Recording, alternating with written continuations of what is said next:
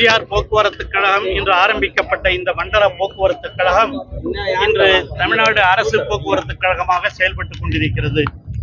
இந்த போக்குவரத்து கழகத்திலே அப்பொழுது பல்வேறு பேருந்துகள் இயக்கப்பட்டன.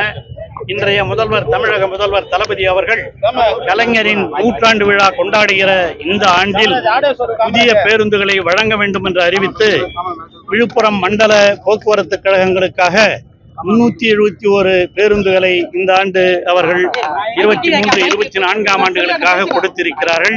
அதிலே பல்வேறு பேருந்துகள் இயக்கப்பட்டு விட்டன. இன்று 25 பேருந்துகள் விழுப்புரம் பகுதிக்காக ஒதுக்கப்பட்டிருக்கிறது.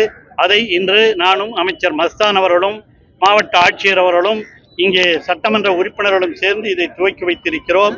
இது மிக சிறப்பாக வருங்காலத்திலே விழுப்புரம் மண்டல போக்குவரத்து கழகம் எப்பொழுதும் மிக சிறப்பாக செயல்படும் என்பதிலே வேறுபட்ட கருத்து இருக்க முடியாது. இதனுடைய துணை இதுவாகத்தான் கள்ளக்குறிச்சியிலேயும் உருவாக்கப்பட்டிருக்கிறது.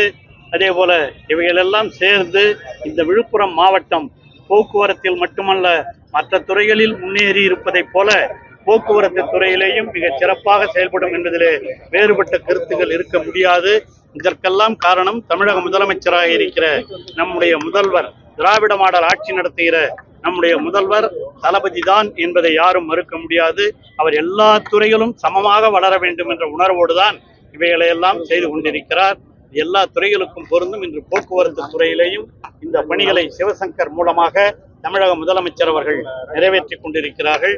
ஆகவே இந்த பேருந்துகளை அளித்த முதலமைச்சர் அவர்களுக்கும் போக்குவரத்து துறை அமைச்சர் சிவசங்கர் அவர்களுக்கும் இந்த விழுப்புரம் மாவட்டத்தை சார்ந்தவர் என்ற முறையில் நானும் மஸ்தானும் நன்றியை தெரிவித்துக் கொள்கிறோம். பாதகம் செய்பவரை கண்டால் நாம் பயங்கொள்ளலாகாது பாப்பா, மோதி மிதித்து விடு பாப்பா, அவர் முகத்தில் உமிழ்ந்து விடு பாப்பா. அண்மை செய்திகளை உடனுக்குடன் தெரிந்து கொள்ள இணைந்திருங்கள் இயம்நாடு தொலைக்காட்சியுடன்.